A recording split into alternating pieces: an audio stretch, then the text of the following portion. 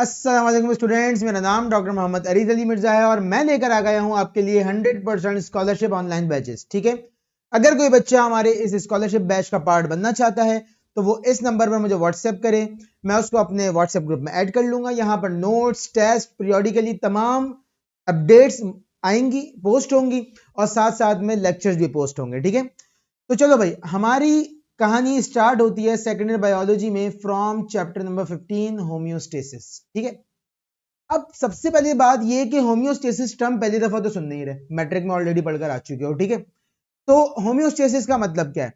देखो बेटा, word stasis निकला है स्टैटिक से। स्टेसिस वर्ड ड्राइव हुआ है स्टैटिक से और स्टैटिक का मतलब होता है एट रेस्ट। ठीक है, किसी चीज को रेस्ट पर रखना, यानी कि चेंज नहीं होने देना। ठीक है, होम्यो का मतलब है बॉडीज इंटरनल इन्वायरमेंट। ठीक है, होम्यो का मतलब है बॉडीज इंटरनल इन्वायरमेंट। सही है। अब काम की बात क्या है? काम की बात यह है कि भाई बॉडी का इंटरनल इन्वायरमेंट रेस्ट पर रखना है, चेंज नहीं होने देना हमें उसे। ठीक है, क्यों? वजह क्यों रखना है भाई रेस्ट पर? क्योंकि अगर बॉडी का इंटरनल इन्वायरमेंट या बॉडी का कोई भी मेटाबॉलिज्म, मेटाबॉलिक प्रोसेस या फिर बॉडी का कोई भी फंक्शन चेंज हुआ तो भाई हमारे लिए हो सकती है मुश्किल। ठीक है, क्यों मुश्किल हो सकती है? क्योंकि बॉडी एक ऑर्डरली फैशन में, एक प्रॉपर मैनर में काम कर रही है। अगर वो फंक्शन डिस्टर्ब हुआ, तो हमारी बॉडी बहुत सारे ऐसे, मिसाल के तौर पर छोटी सी एग्जांपल ले लो। छोटी सी एग्जांपल ये, आपका हार्ट बीट कर रहा है, आपका हार्ट एक मिनट में तकरीबन 72 टाइम्स बीट करता है। ठीक है ना, 72 बीट्स पर मिनट आती हैं। अब अगर मिसाल के तौर पे हार्ट बीट करना रुक जाए, छोड़ दे, क्या होगा? बिरयानी खाएंगे फिर हम लोग तुम्हारी। ठीक है ना, तो कहने का मकसद यह है कि भाई आपकी बॉडी के अंदर जिन ऑर्गन्स के जो फंक्शन अल्लाह ताला ने डिस्क्राइब कर दिए हैं वो उस फंक्शन को ऑर्डरली फैशन में कर रहे होते हैं, और उनका फंक्शन अगर ऊपर जाए, ज्यादा हो जाए या कम हो जाए तो उसको वापस लाने के लिए हमारी बॉडी में एक सिस्टम है जिसका नाम है, एक प्रोसेस है जो होम्योस्टेसिस कहलाता है, और एक सिस्टम है जो कहलाता है फीडबैक सिस्टम। आगे पढ़ाता हूं अभी। लेकिन सबसे पहले आओ जरा कुछ ऐसी चीजें देखते हैं कि जिससे तुम्हारा इंटरेस्ट अचानक से बायोलॉजी के अंदर बढ़ जाए। ठीक है, होम्योस्टेसिस वर्डली डेफिनेशन क्या है? Bodies maintenance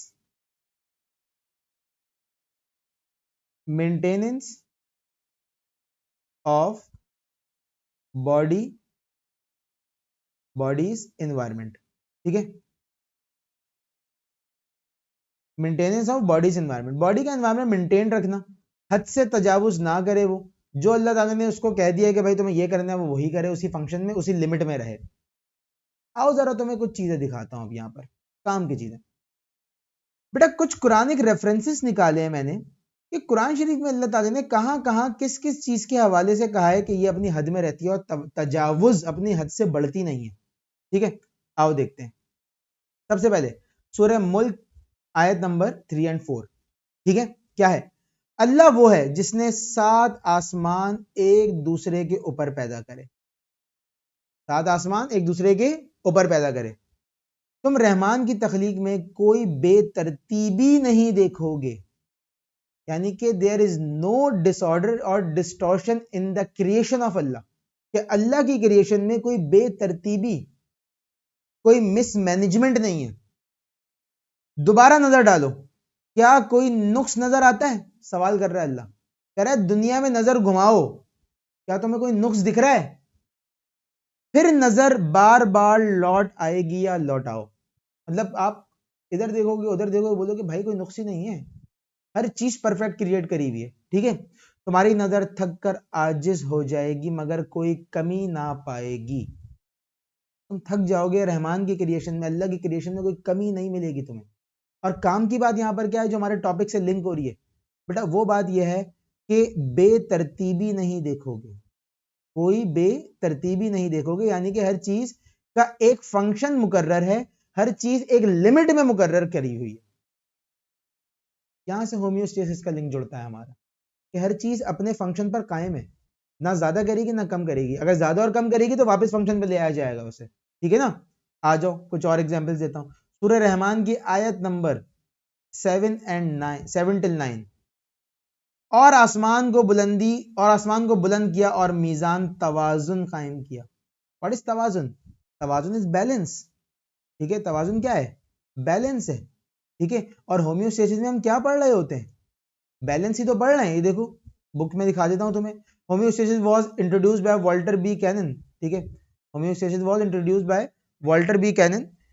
He described it as a self-regulating process by which biological system maintain stability while adjusting to the changing condition, ठीक है। क्या है होम्योस्टेसिस? बैलेंसिंग मैकेनिज्म है भाई, ठीक है। अभी आगे चल के मैं तुम्हें ऑस्मो रेगुलेशन पढ़ाऊंगा, ठीक है। यहां पर आ जाओ पेज नंबर 4 के ऊपर। ऑस्मो रेगुलेशन क्या है? ठीक है, ऑस्मो रेगुलेशन इज बैलेंसिंग या मेंटेनिंग द एनवायरमेंट, या फिर आप सॉल्यूट या solvent content of the body कह सकते हैं इसको। रेगुलेशन कहती ही बैलेंसिंग को है, ठीक है ना। वापस आ जाओ, ठीक है। होम्योस्टेसिस कहती ही बैलेंसिंग को है, बैलेंस कर रहे हैं आप चीजों को, ठीक है। आइए, तो हमने कहा कि भाई यहां पर क्या है सूरह रहमान में, कि आपके पास और आसमान को बुलंद किया और मीजान तवाजुन कायम किया ताकि तुम तवाजुन में ज्यादती ना करो, यानी कि एक बैलेंस बना दिया कि भाई इस बैलेंस और इस हद से तुम्हें बढ़ना नहीं है, ठीक है ना। और इंसाफ के साथ वजन कायम करो और तवाजुन में कमी ना करो। और यहाँ पर एक पब्लिक सर्विस मैसेज भी दिया हुआ है कि भाई आपने नाप तोल में कमी नहीं करनी है, गुनाह कबीरा में आ जाता है नाप तोल में कमी करना, ठीक है। उसके बाद आ जाओ सूरह अल हिज्र आयत नंबर 19, क्या है? और हमने जमीन को फैलाया और इसमें पहाड़ रख दिए, जमीन को फैलाया और इसमें पहाड़ रख दिए, और इसमें हर चीज को एक मुतनासिब अंदाजे से उगाया। मुतनासिब, बैलेंस्ड अंदाजे से प्रोड्यूस करा हर चीज। बॉडी में भी हर फंक्शन बैलेंस चल रहा है, ठीक है। और वो बैलेंस जब तुम बिगाड़ते हो तो फिर बीमार होते हो, ठीक है। इसके बाद देखो सूरह यासीन आयत नंबर 38 to 40, वह शम्स कहते हैं बेटा सूरज को, ठीक है। और सूरज अपने मुकर्ररा रास्ते पर चलता है। कितनी और एग्जाम्पल दूं तुम्हें, कितनी और कुरान से एग्जाम्पल दूं? सूरज अपने मुकर्ररा रास्ते पर चलता है। बॉडी में भी हर चीज मुकर्रर रास्ते पर चल रही है। This is called homeostasis, this is called balance, this is called regulation, ठीक है। ये अंदाजा है उस गालिब आलम वाले इल्म वाले का, गालिब इल्म वाला अल्लाह, ठीक है। और चांद के लिए हमने मंजिलें मुकर्रर की। क्या खूबसूरत आयत है कि सूरज एक मुकर्रर अंदाजे पे चल रहा है, मुकर्रर रास्ते पे चल रहा है, लेकिन चांद की मंजिलें अलग अलग है। यहां तक कि वो पुरानी खजूर की शाख की तरह हो जाता है। मंथ के स्टार्ट और एंड में चांद बिल्कुल पतला सा होता है और फिर मंथ के बीच में बड़ा सा देखने लगता है हमें, ठीक है ना। सूरज के लिए मुमकिन है कि वो चांद को पकड़ ले, सूरज अपनी हद से तजावुज करके चांद को नहीं पकड़ सकता, और ना रात दिन से आगे बढ़ सकती है। सब अपने मदार में तैर रहे हैं, यानी कि सब अपने कायम करदा हुदूद में मौजूद है। दिस इज कॉल्ड होम्योस्टेसिस, कि भाई जो हद अल्लाह ने बनाई है उसमें रहो, ठीक है। आगे देख लो सूरह अंबिया आयत नंबर 33, और वही है जिसने रात और दिन और सूरज और चांद को पैदा किया, हर एक अपने मदार में तैर रहा है। अगेन वही आयत, रात दिन चांद सूरज सितारे सब एक ऑर्डरली फैशन में बैलेंस तरीके से चल रहे हैं। तो कैसे हो सकता है कि हमारी बॉडी के अंदर कोई ऐसा मैकेनिज्म मौजूद ना हो कि जो हमारी बॉडी के फंक्शंस को बैलेंस रख रहा है? तो बेटा हमारी बॉडी में जो फंक्शन बैलेंस रख रहा है हर चीज को, उसका नाम है होम्योस्टेसिस, ठीक है। अब अगर हम होम्योस्टेसिस की बात करते हैं बेटा, ठीक है, तो आओ देखो बुक से दिखाता हूं तुम्हें। होम्योस्टेसिस की अगर हम बात करें तो देखो डेफिनेशन क्या हो गई। He described it as self regulating process by which biological system maintain का मतलब क्या आ गया? मेंटेन का मतलब है हद में रख रहा है, ठीक है। Stability while adjusting to the changing condition। इन्होंने तो 1871 में आगे कहा था, कुरान तो 1400 हिजरी में आ गया था। कुरान तो जो है वो कुरान को आए हुए 1400 बरस गुजर चुके हैं। तो कुरान में तो ऑलरेडी होम्योस्टेसिस मेंशन है, बस आपको निकालना नहीं आ रहा। ठीक है। देखो बेटा, बात सारी ये है कि तुम चाहे बायो पढ़ रहे हो, चाहे तुम केमिस्ट्री पढ़ रहे हो, चाहे तुम फिजिक्स पढ़ रहे हो, तुम कोई भी चीज पढ़ रहे हो, अगर तुम्हें वो खुदा से करीब नहीं कर रही है तो ऐसी चीज पढ़ने का कोई फायदा नहीं, कोई फायदा नहीं कि तुम इसको पढ़ने के बाद तुम्हारे ईमान में इजाफा ना हो। समझ आ रही बात?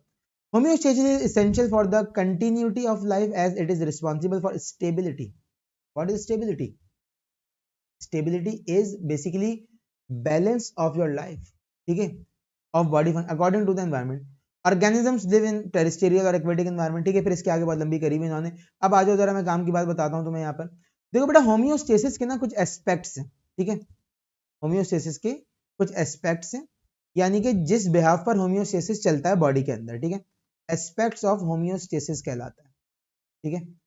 अभी हम ओवरऑल तमाम चीजें पढ़ेंगे, ए टू जेड हर चीज कवर करेंगे, हर चीज ए टू जेड पढ़ेंगे, तमाम चीजें, ठीक है। लेकिन देखो याद रखो, मैं तुम्हें केमिस्ट्री में भी बताई थी ये बात कि पेपर निकालना एक अलग आर्ट है और चीजें समझ के याद करना एक अलग आर्ट है।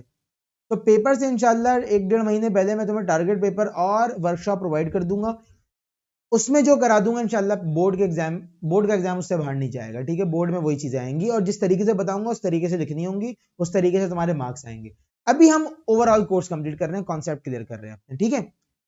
दूसरी बात यह है कि ये तमाम चीजें हम पढ़ रहे हैं सिंध बोर्ड के हवाले से, सही है। और इसमें मतलब अगर मिसाल के तौर पर होम्योस्टेसिस पंजाब बोर्ड के अंदर है, या फिर फेडरल बोर्ड के अंदर है, या फिर आगा खान बोर्ड के अंदर है, या फिर ए लेवल्स में, तो वो बच्चे भी ये चीज पढ़ सकते हैं। अभी हम टॉपिक पढ़ रहे हैं बेसिकली।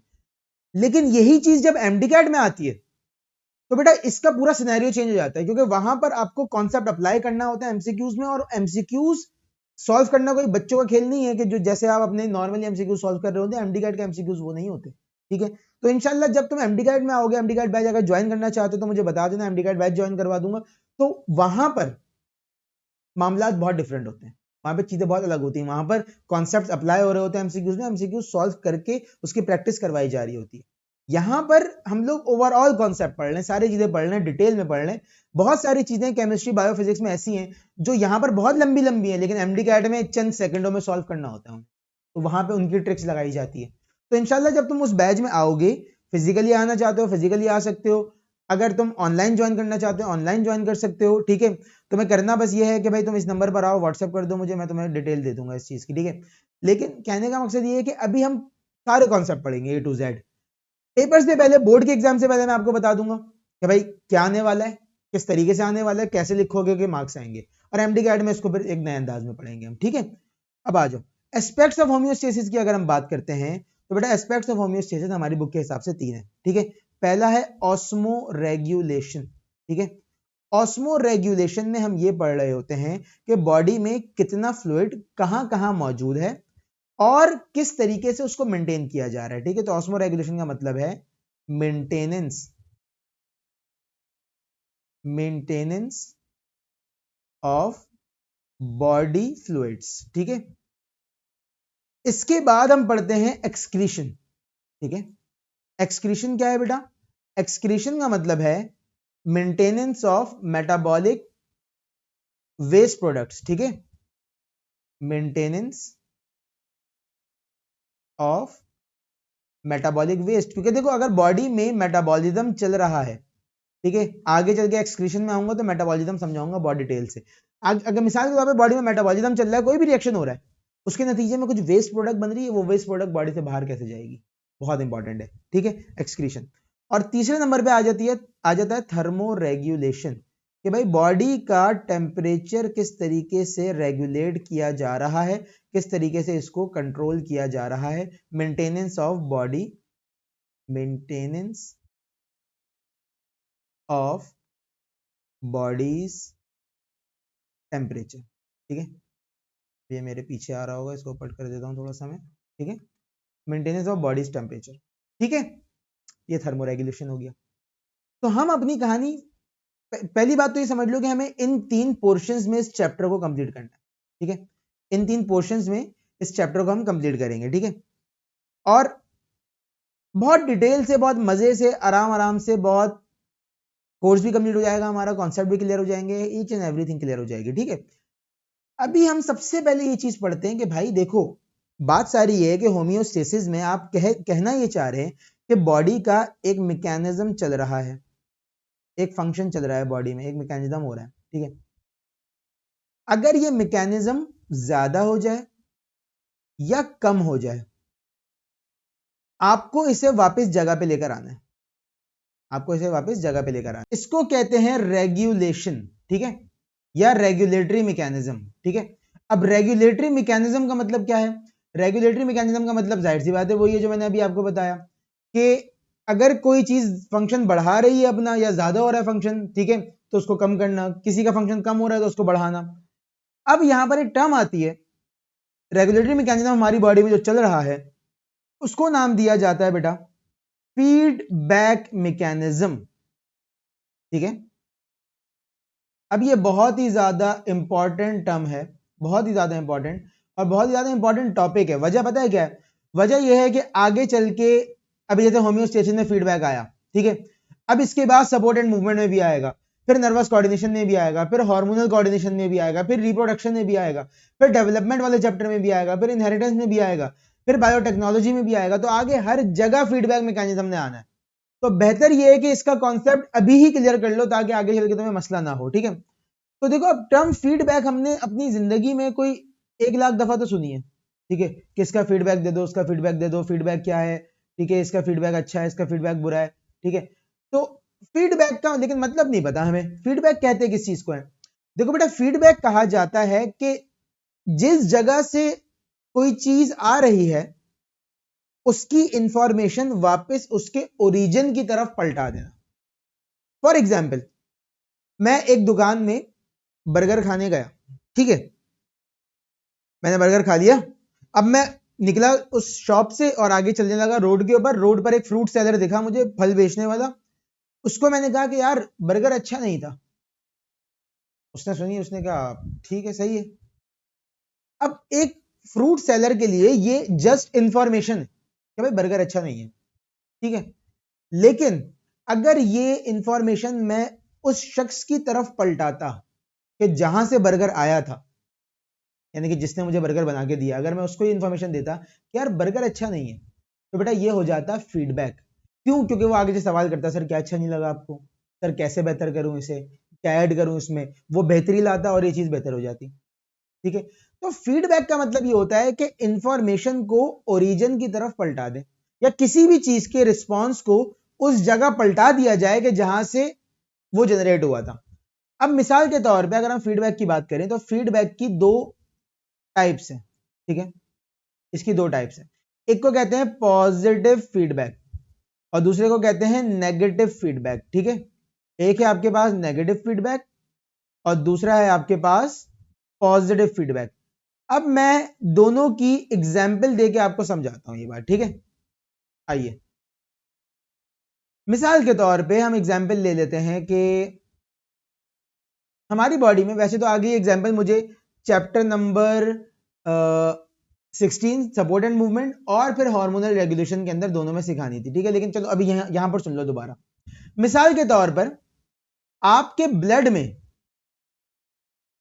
ब्लड में अचानक से कैल्शियम की कमी हो गई, कैल्शियम कम हो रहा है ब्लड में, ठीक है। अभी किसी भी रीजन की वजह से हो सकता है, रीजन की बात नहीं कर रहे अभी हम जो चीज पढ़ रहे हैं वो अलग है। ब्लड में क्या हो रहा है? कैल्शियम की कमी हो रही है। नेगेटिव फीडबैक समझा रहा हूं मैं आपको, ठीक है, समझना, गौर से सिनेरियो समझना। ब्लड में कैल्शियम की कमी हो रही है। अब ब्लड में ये कैल्शियम की कमी जज करेंगे कुछ रिसेप्टर्स जो बैठे हुए होंगे ब्रेन में, ठीक है।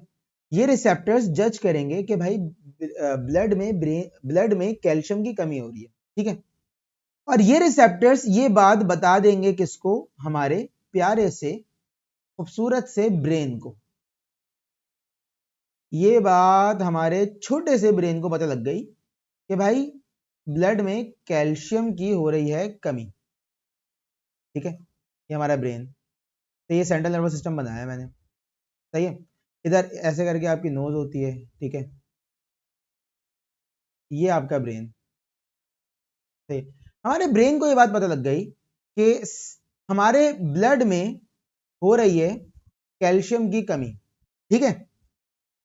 अब ब्रेन ने कहा भाई कुछ तो करना पड़ेगा, क्योंकि अगर कैल्शियम की कमी ब्लड में हुई तो बहुत सारे मसाइल प्रोड्यूस हो जाएंगे, हार्ट के ऊपर भी इंपैक्ट आएगा, मसल कोऑर्डिनेशन में भी इंपैक्ट आएगा, मसल कॉन्ट्रैक्शन पर भी इंपैक्ट पड़ेगा।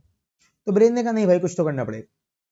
ब्रेन ने फौरन से ऑर्डर करा एक ग्लैंड को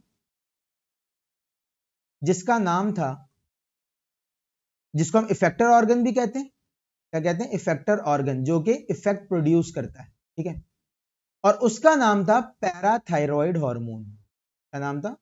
पैराथायरॉयड, पैराथायरॉयड ग्लैंड, ठीक है, उस ऑर्गन का नाम था पैराथायरॉयड ग्लैंड।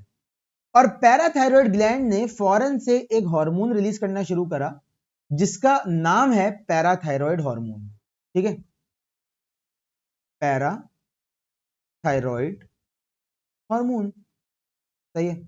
अब ये एग्जांपल ना बुक की एग्जांपल से थोड़ी सी अलग है, ठीक है। क्या हुआ देखो, कैल्शियम की कमी हुई ब्लड में, रिसेप्टर ने जज करा इस बात को, ब्रेन को बताया, ब्रेन ने इफेक्टर ऑर्गन को कहा कुछ करो भाई जल्दी से, कैल्शियम की कमी हो रही है।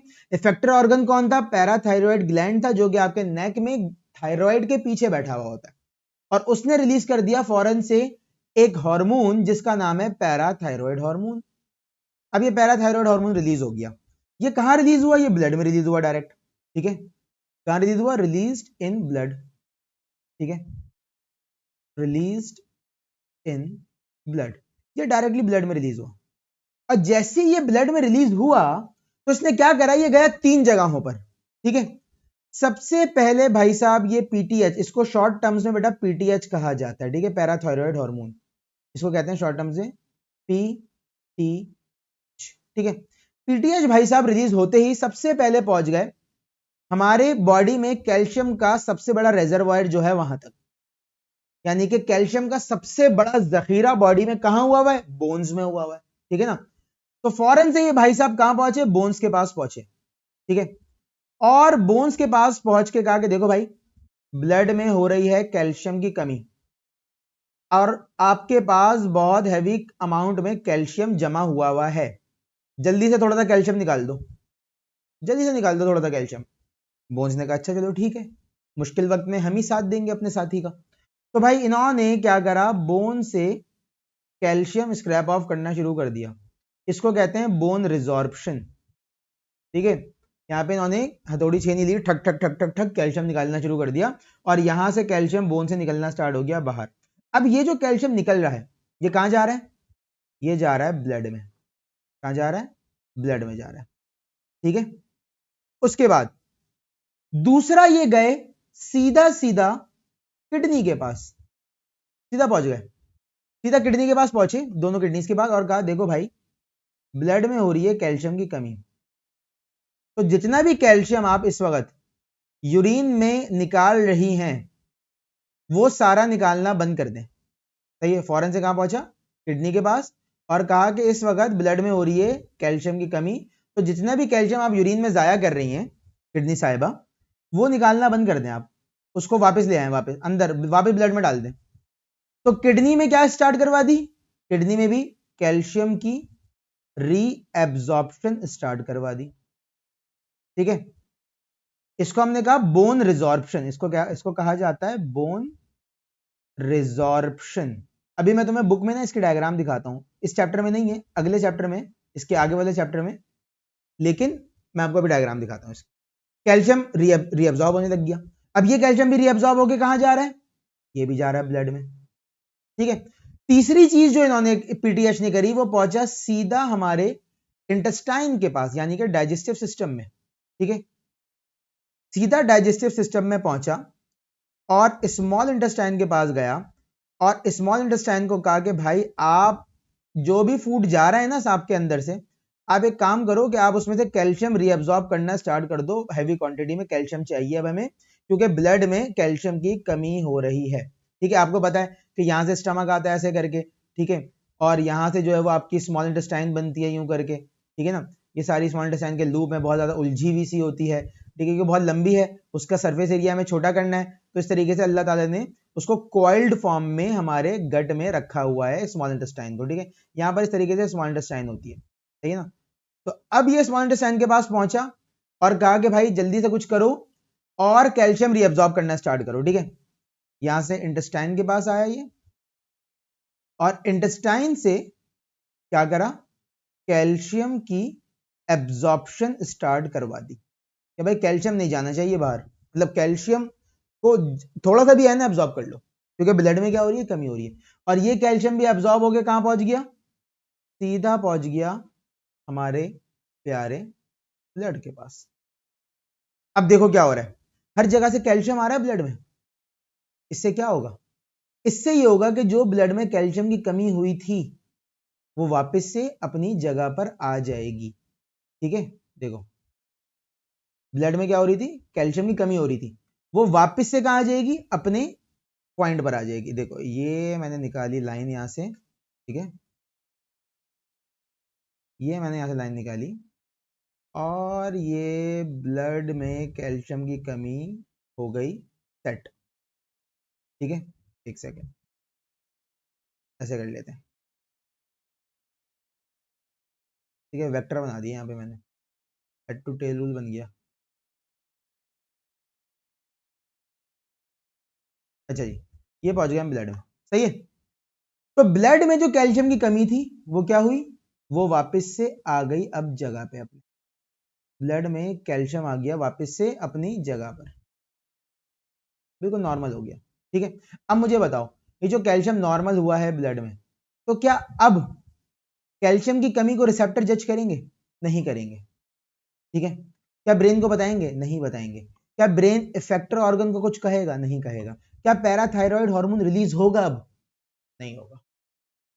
कहने का मकसद क्या था, कहने का मकसद ये था पैराथायरॉयड हार्मोन रिलीज हुआ ही क्यों था। पैराथायरॉयड हार्मोन रिलीज हुआ था, यहां पे लिख रहा हूं, released due to low level of blood calcium. Blood में कैल्शियम का लेवल कम हुआ था, इस वजह से रिलीज हुआ था पैराथायरॉयड हार्मोन। और पैराथायरॉयड हार्मोन ने रिलीज होने के बाद अपने ही रिलीज होने की वजह को खत्म कर दिया। इसको कहा जाता है नेगेटिव फीडबैक। ठीक है, ये किस चीज की एग्जांपल हो गई, ये नेगेटिव फीडबैक की एग्जांपल है बेटा, कि जिसमें एक रिस्पांस अपने ही स्टिमुलस को खत्म कर दे। आपने कहा है सर, क्या बोला आपने, स्टिमुलस क्या होता है। मैंने कहा बेटा स्टिमुलस कहते हैं बॉडी में आने वाले किसी भी चेंज को। ठीक है, स्टिमुलस का मतलब होता है बॉडी में आने वाला कोई भी चेंज। अब ये ब्लड में कैल्शियम कम हुआ था ना, तो ये चेंज था, और इसके नतीजे में क्या हुआ, रिस्पांस। रिस्पांस क्या होता है, जो आपकी बॉडी किसी भी स्टिमुलस के नतीजे में करती है। रिस्पांस क्या था, पैराथायरॉयड हार्मोन का रिलीज। तो इस रिस्पांस ने अपने ही स्टिमुलस को क्या करा, कैंसिल आउट कर दिया। जब एक रिस्पांस अपने ही स्टिमुलस को कैंसिल आउट कर दे, इसको कहा जाता है नेगेटिव फीडबैक। ठीक है, अब आओ एग्जांपल लेते हैं पॉजिटिव फीडबैक की। मिसाल के तौर पे मेरे पास एक वेजल, एक ब्लड वेजल है, एक ब्लड आर्टरी है, मिसाल के तौर पे ब्लड आर्टरी आ गई। ठीक है, इस आर्टरी में कोई कटवट लग गया। ठीक है, इस आर्टरी में कोई कट वगैरह लग गया और यहां से ना ब्लीडिंग स्टार्ट हो गई। ठीक है, देखो मिसाल के तौर पे यहां पे कोई कट लग गया और यहां से स्टार्ट हो गई ब्लीडिंग। ठीक है,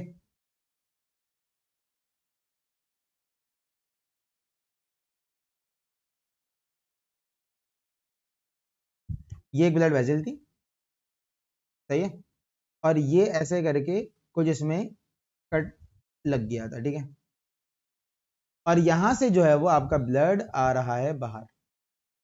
ठीक है,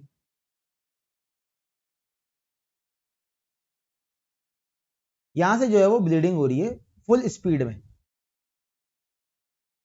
जहां से ऐसे ब्लड बाहर आ रहा है इससे। ठीक है, ये बाहर गिर रहा है निकल के, ये हो रही है ब्लीडिंग। अब पता है यहां पे क्या होगा, ये ब्लीड कर रहा है कट। अब यहां पे पता है क्या होगा, यहां पे इस वेजल के अंदर मौजूद हैं ब्लड के सेल्स। ठीक है, और सेल्स में एक टाइप है सेल की जिसका नाम है प्लेटिलेट। ठीक है, प्लेटिलेट, प्लेटिलेट ब्लड में मौजूद है। सबसे पहले तो यहां पर 3 4 5 6 प्लेटिलेट्स आएंगे और यहां पर आके देखेंगे ये क्या हो रहा है, ये ब्लड क्यों बाहर जा रहा है यहां से, और वो फौरन से यहां पर आकर एक क्लॉट बनाने की कोशिश करेंगे, यहां से रोका जाए ब्लड को बाहर जाने से। एक एक यहां पे जो है वो क्लॉग कर दिया जाए इस जगह को। ठीक है। अब जैसे ही प्लेटलेट यहां पर पहुंचेगा और वो क्या करेगा, वो यहां पर एक जस्ट लाइक एक पंक्चर लगाने की कोशिश करेगा वो, ठीक है। प्लेटलेट्स स्टार्ट वर्किंग, प्लेटलेट ने अब काम स्टार्ट करा, उस जगह को बंद करना स्टार्ट करा, ठीक है, जो कट गई थी।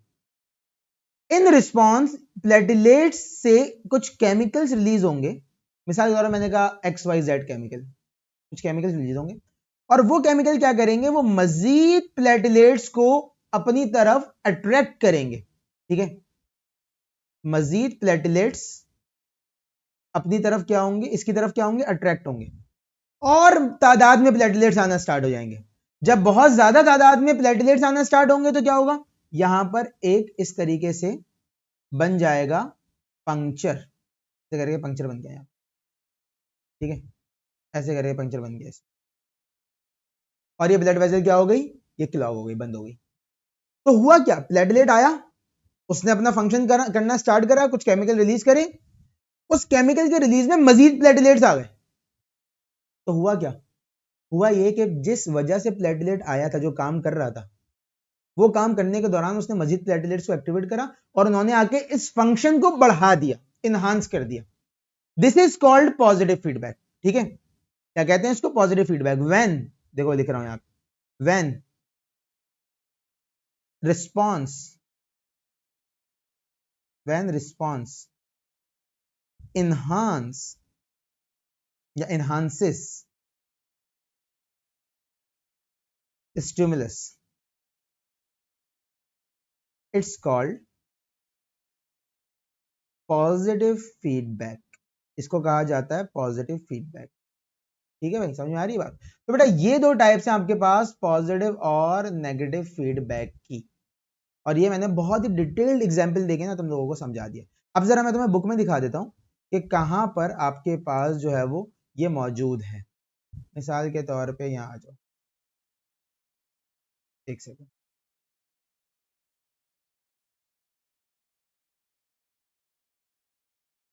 मिसाल के तौर पे आप आ गए हार्मोनल रेगुलेशन में, ठीक है। अब देखिए जरा, गौर करिएगा,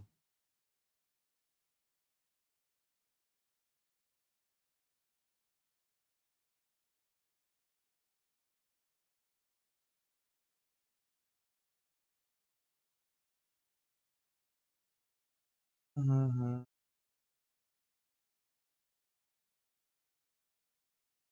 ये रहा, देखो क्या हुआ, गौर करना।